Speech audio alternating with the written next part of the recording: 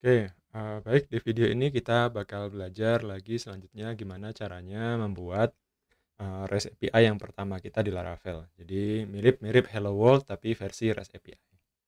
Oke, di Laravel itu routing files-nya ada banyak ya, ada di folder routes ini.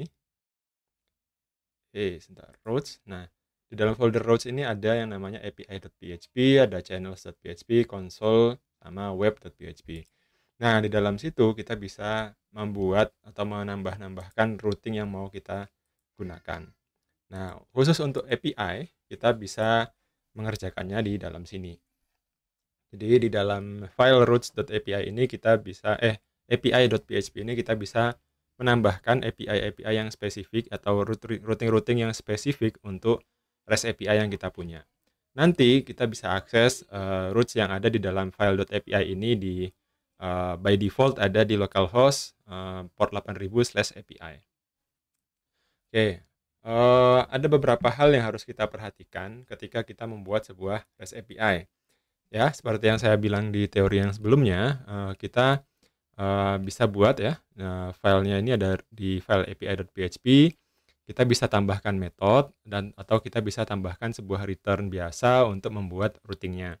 Metode ini nanti bisa kita sambungkan dengan controller dan lain-lain, sama persis dengan routing biasa yang kita punya di, kalau lagi garap, aplikasi Laravel biasa, yang monolitik.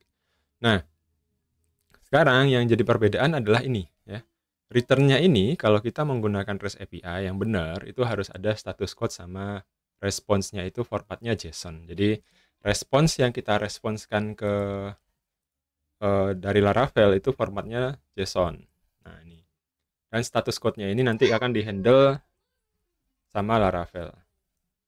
Biasanya untuk status code yang standar kayak 200, kalau ada validation error atau ada error yang kayak gimana itu sudah di-handle sama Laravel-nya.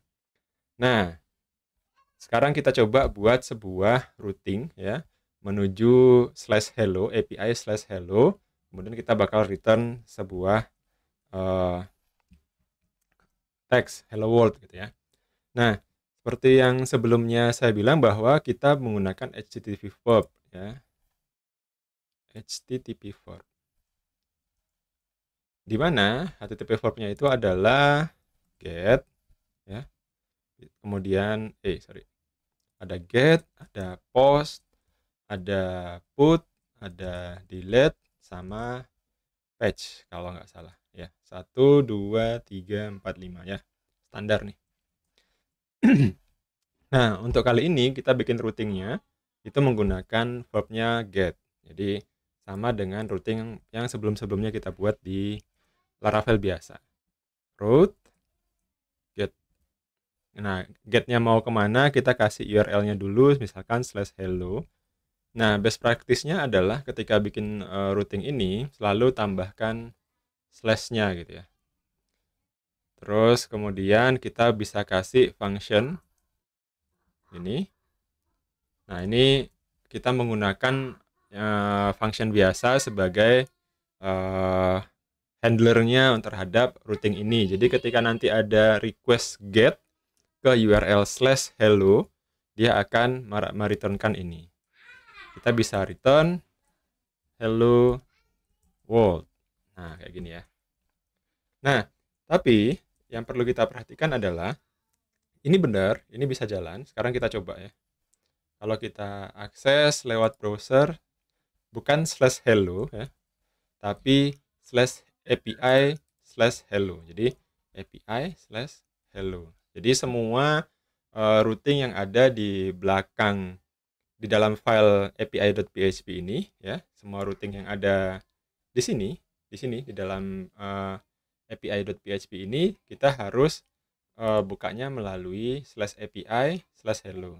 Nah, oh iya, saya lupa, servernya mati. Artisan serve. Oke. Nah, sekarang kalau kita akses, dia bakal mengembalikan hello world.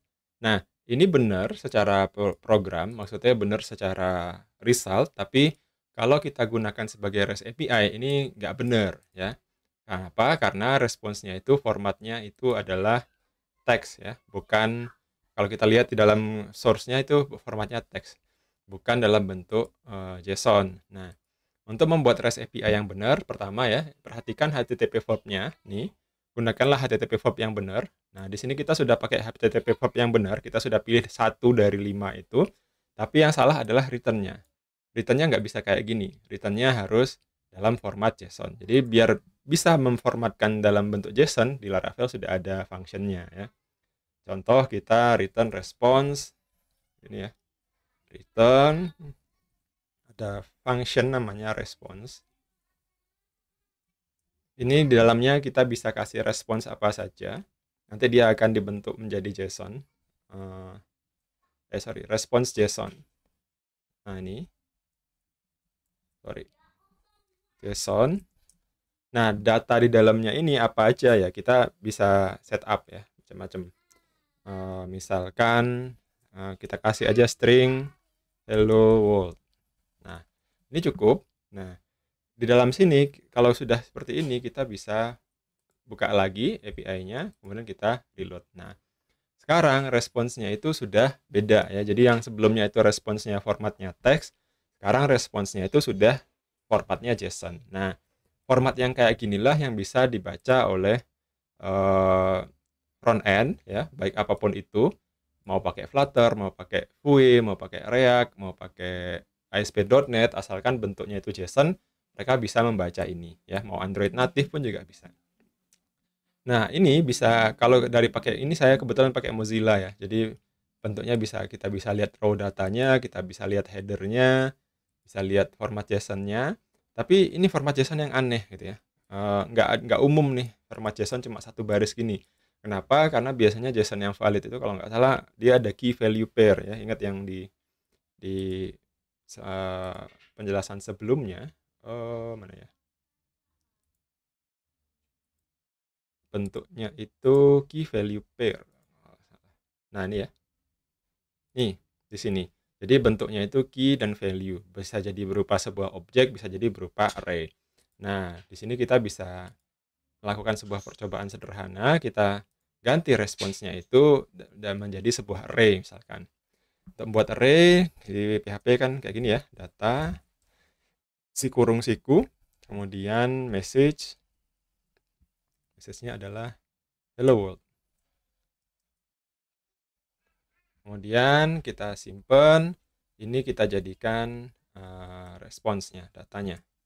Nah, sini kita bisa reload dan kita bisa lihat ya. Ini ya, message hello world dalam bentuk JSON. Nah, di sini. Kemudian kita bisa, Kemudian kita bisa nambahkan ya statusnya. Di dalam belakang sini ada status code. Nah, teman-teman juga harus familiar dengan yang namanya HTTP status code. Nah, ini. Si status code ini menandakan ya respons yang kita terima itu apa sebenarnya. Nah, jadi kalau kita kategorikan ada 5. Ada 5 status code yang bisa kita pakai ya. Bisa kita permudah, kita golongkan dalam 5 golongan ya. Yang 100 sampai 199 itu informational, yang 200 itu sukses ya, 200 sampai 299 itu sukses. Kalau redirection itu 300 ya, sampai ke atas. Client error response itu 400, server error response itu 500. Jadi kalau nanti teman-teman buka sebuah website, errornya kemudian keluarnya adalah 500, berarti itu dari servernya. Kalau 400 itu client error, kalau 300 itu kayak misalkan 302 itu redirect. Kemudian kalau successful response itu 200, informational response itu 100. Nah, ini kita bisa tambahkan status message yang custom ya, misalkan 200 gitu. Nah, ini kita cek lagi di sini. Nah, ini bisa. Atau kita mau kasih responsnya apa ya? Misalkan mau di setting 500 gitu misalkan. Atau 503 kalau nggak salah. Service unavailable gitu misalkan. Ya bisa aja. Tapi nanti kelihatannya dari sini. Mana ya? Nah, ini yang agak sulit ya di sini kita nggak bisa lihat respons respons code-nya karena kita menggunakan Mozilla. Nah, nanti di video selanjutnya saya bakal jelasin gimana caranya kita ngetes REST API yang dengan cara yang lebih enak dengan menggunakan Postman. Oke, jadi untuk buat REST API gampang banget ya. Kita perlu tahu nih mau pakai HTTP verb apa gitu kan. Dan kita tahu apa yang mau kita terima dan apa yang mau kita responskan. Kemudian kita responskan dalam format JSON. Jangan lupa dikasih status code. Bisa kita serahkan kepada Laravel untuk bikin status code-nya atau bisa kita custom sendiri. Ya, contohnya yang ini tadi. Nih, ini juga bisa. Oke, itulah proses sederhananya gimana caranya membuat REST API di Laravel. Jadi gampang banget teman-teman. Thank you, sampai jumpa nanti di video selanjutnya.